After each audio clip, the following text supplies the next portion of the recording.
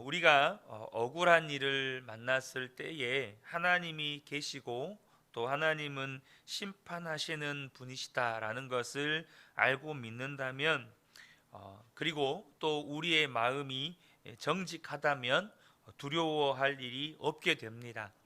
우리는 담대할 수 있게 된다는 거죠. 이제 문제는 우리의 마음이 정직하냐 하는 것입니다. 대부분의 사람들은 하나님이 심판하신다는 것이 두려운 문제입니다. 하나님이 다 알고 계시다는 것이 마음을 무겁게 합니다. 다윗은 오늘 본문에서 하나님은 마음이 정직한 자를 구원하시는 하나님이라고 소개합니다. 하나님은 우리의 겉모양에 관심이 없으십니다. 하나님은 언제나 우리의 마음과 생각이 어떠한지를 보신다는 것입니다. 과연 누가 그 마음을 정직하게 가꾸어 갈 수 있습니까? 다윗은 간음죄와 살인죄를 저지르고 그 후로도 백성들을 재판하고 그렇게 아무렇지도 않게 살았습니다. 하나님은 그 모습을 너무나도 역겨워하셨습니다. 그래서 사무엘하 12장 1절을 보면 하나님께서 다윗에게 나단 선지자를 보내셨다고 말씀합니다. 하나님이 그런 다윗, 그 속에는 죄와 악을 가득 담고서 겉으로는 아무렇지도 않게 살아가는 다윗을 보시고서 견디실 수가 없으셨습니다. 저와 여러분이 하나님을 잘 아셔야 합니다. 하나님은 우리의 마음을 보십니다. 절대 하나님이 우리 편이 되시는 게 아니고 마음으로 정직할 때 우리 편이 되시는 겁니다.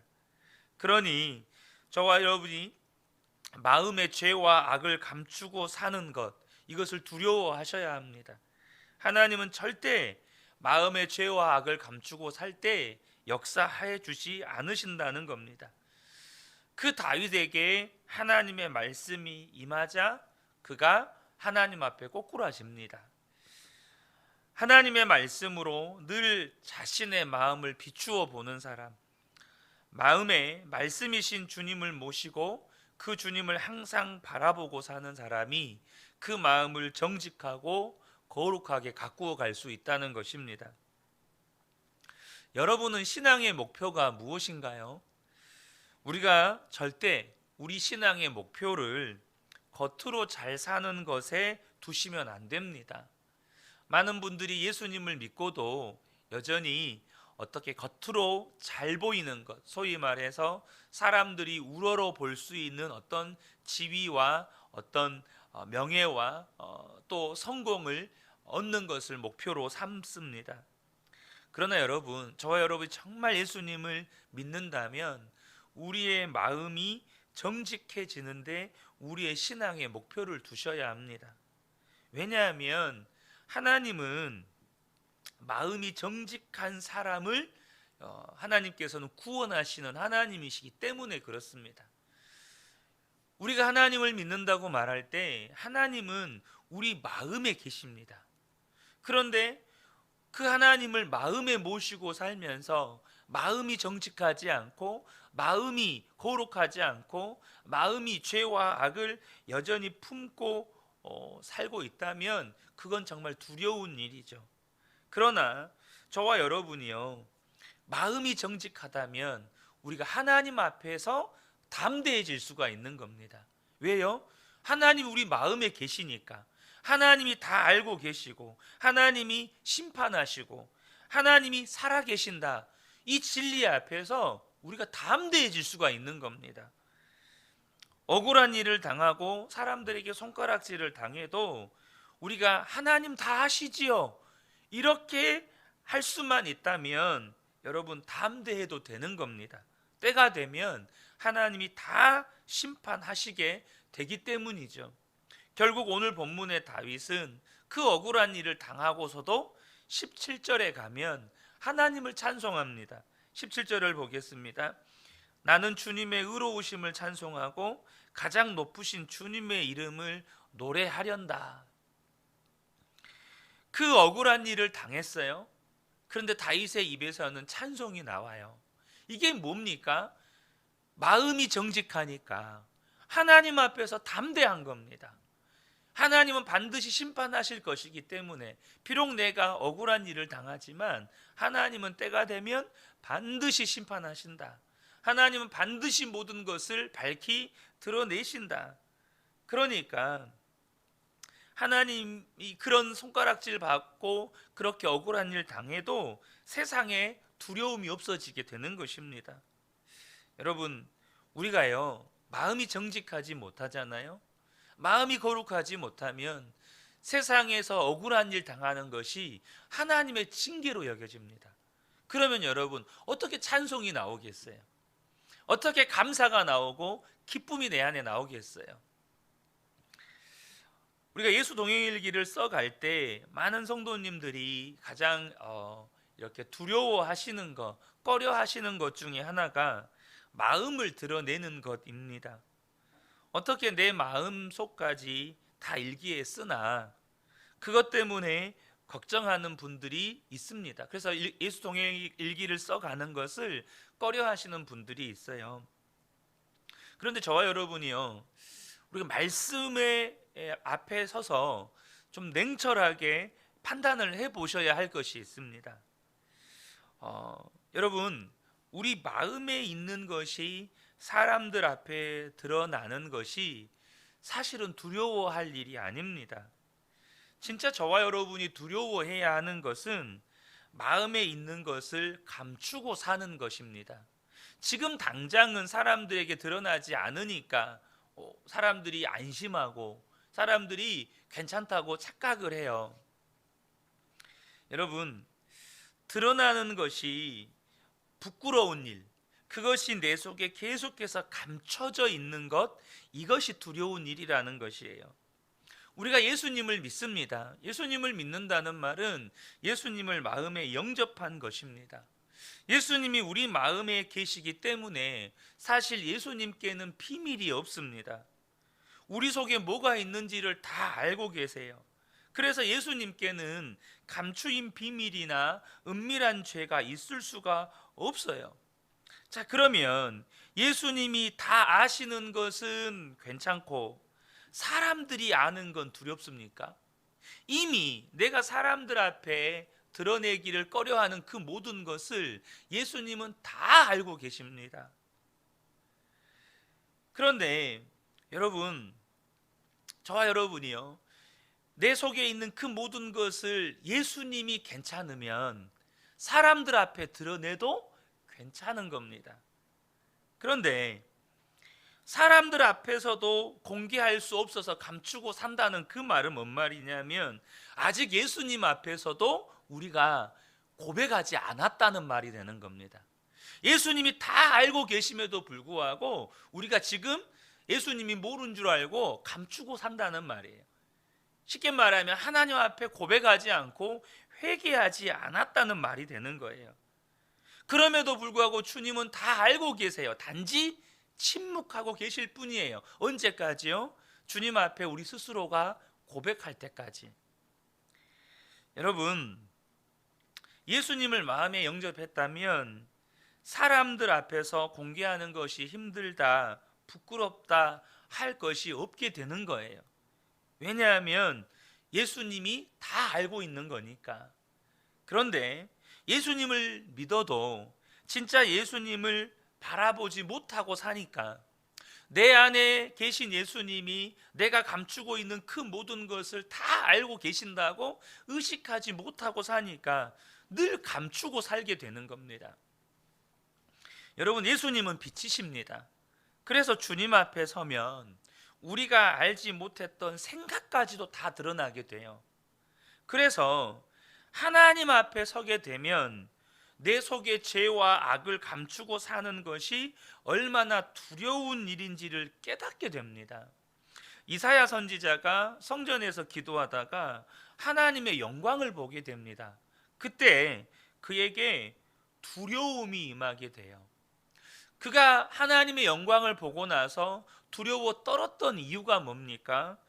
이사야 6장 5절을 보면 그때 내가 말하되 하와로다 나여 망하게 되었도다 나는 입술이 부정한 사람이요 나는 입술이 부정한 백성 중에 거주하면서 만군의 여호와이신 왕을 배웠음이로다.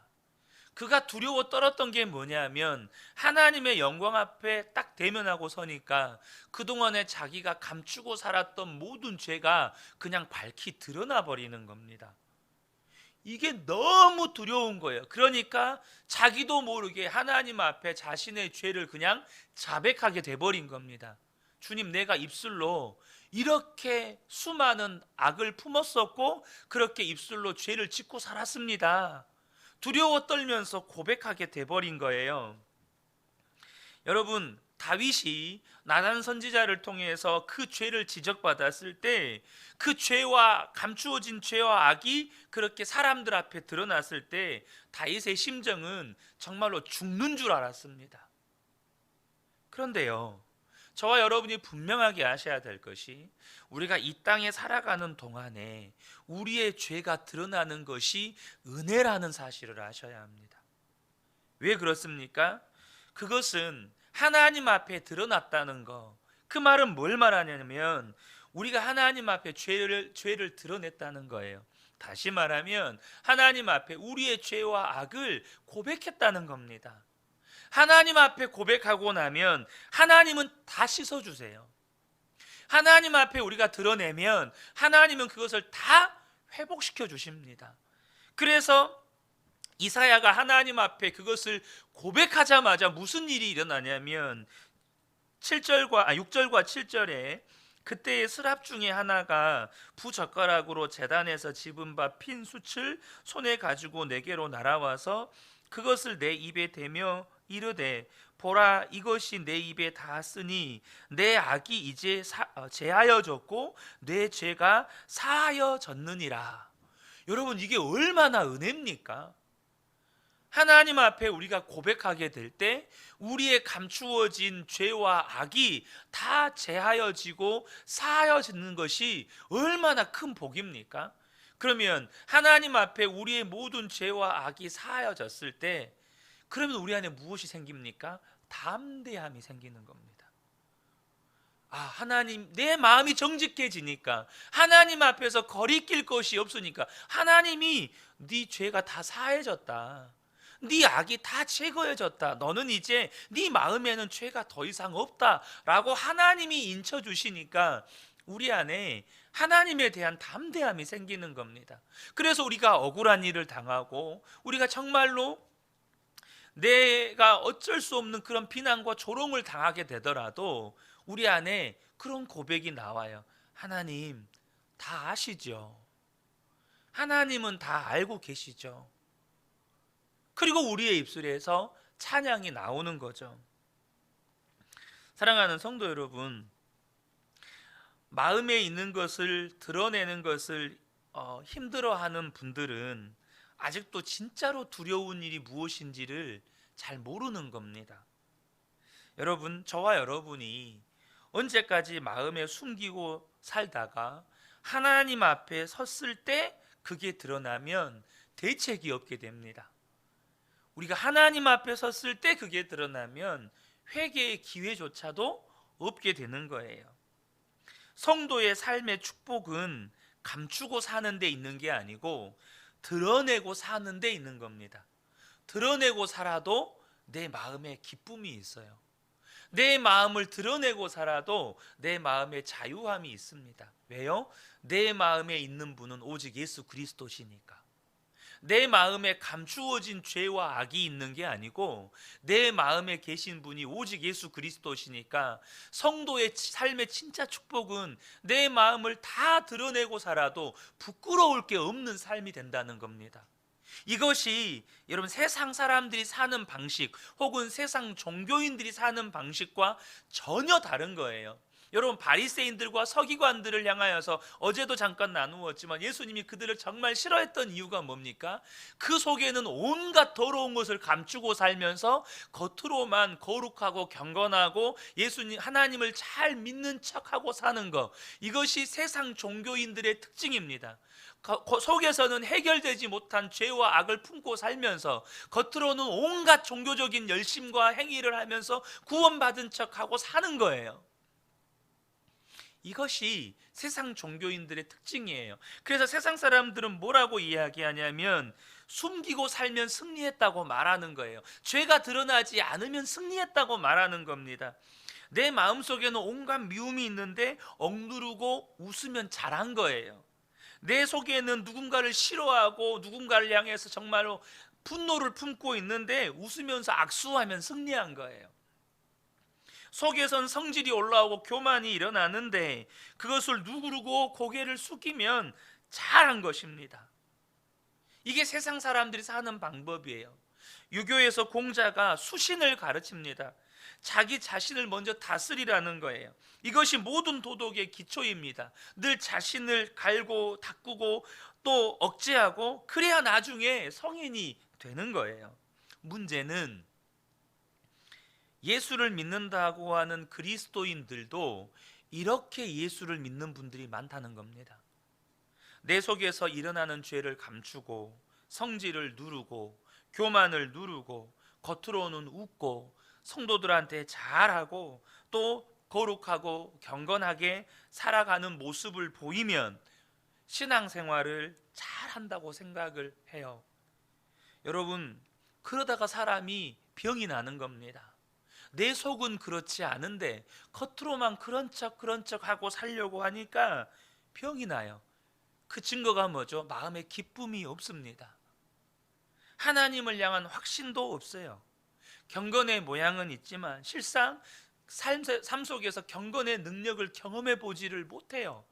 그러니까 교회는 나오지만 속에서는 늘 그런 생각을 가지고 있어요. 예수 믿어도 소용이 없다.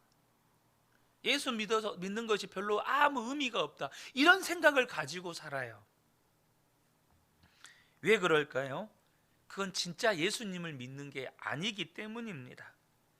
여러분, 예수 믿는 삶의 진정한 축복 가운데 하나는요, 마음을 드러내고 살아도 기쁨이 있다는 겁니다.